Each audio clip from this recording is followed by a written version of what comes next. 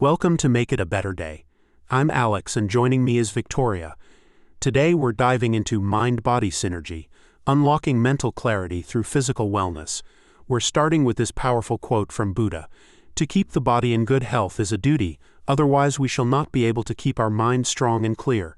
Victoria, I know you used to think this whole mind-body connection was just wellness hype. You're not letting me forget that phase, are you? There I was, living on energy drinks and pride, thinking I was somehow above basic human needs like sleep and proper nutrition. Until that famous board meeting meltdown. Hey, blanking on our quarterly numbers in front of the entire executive team wasn't a meltdown. It was more of a public awakening. A very expensive meditation session? Something like that. You know what really got me, though? After that disaster, I actually looked at the research. Did you know that just one night of poor sleep can reduce your cognitive function by up to 50%? And yet so many of us wear sleep deprivation like a badge of honor. Speaking of which, didn't you have your own wake-up call with that marathon training incident? Yes, my I can push through anything phase. Turns out training for a marathon while working 60-hour weeks isn't the genius move I thought it was. My body basically went on strike. But it taught you something valuable about balance, right? Absolutely. I learned that pushing harder isn't always the answer. Sometimes the most productive thing you can do is rest.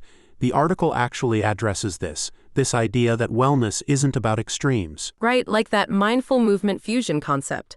Want to break that down for our listeners? It's essentially combining physical movement with mental awareness. But here's where I disagree with the article's 30-minute recommendation.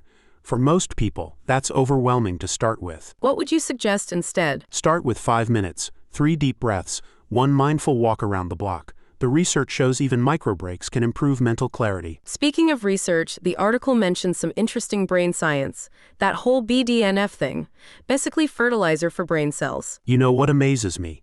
Exercise can increase BDNF levels in as little as 20 minutes. You don't need to become a gym rat to get the benefits. Though some people might find even 20 minutes challenging. What about those with limited time or mobility? That's where we need to get creative. Chair yoga, desk stretches, even mindful breathing while stuck in traffic, it all counts. I tried that mindful breathing in traffic thing. Nearly missed my exit because I was so relaxed. Still better than your usual road rage episodes. Fair point.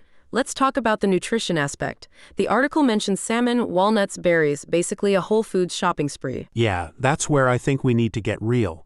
Not everyone can afford premium health foods, but you know what's interesting? Research shows even small nutritional improvements make a difference. Like what? Adding 1 serving of fatty fish per week, swapping out 1 processed snack for nuts, starting your day with protein instead of sugar. Speaking of starting the day, can we talk about morning routines? Because I tried that perfect morning routine thing and failed spectacularly. Oh, you mean your week of trying to meditate at 5 a.m.? While doing yoga and drinking green juice. Lasted exactly 3 days. What worked better? Starting small. 1 glass of water before coffee, 5 minutes of stretching, actually eating breakfast instead of just mainlining caffeine. That's what I love about this article's approach to stress management. It's realistic.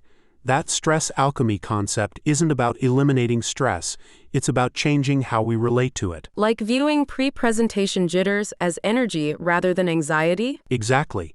Harvard researchers found that simple reframe can actually change your physiological response to stress. Though let's be honest, sometimes stress just feels like stress. True. But even then, small physical practices can help. The article mentions forest bathing, but what if you live in the city? Or what if, like me, your idea of nature is that sad desk plant you keep forgetting to water? Hey, that plant is trying its best, but seriously, even brief exposure to green spaces can lower stress levels. Find a park bench, a community garden, even looking at nature photos helps. What's been your most surprising discovery about this mind-body connection? How the small things really do add up. It's not about massive transformations, it's about tiny, consistent choices. Like taking the stairs instead of the elevator. Or actually using your lunch break to take a break. Revolutionary concept there. Before we wrap up, what's one tiny step our listeners could try today? Just 1 deep breath between tasks. That's it. No meditation cushion required. And remember, progress isn't linear.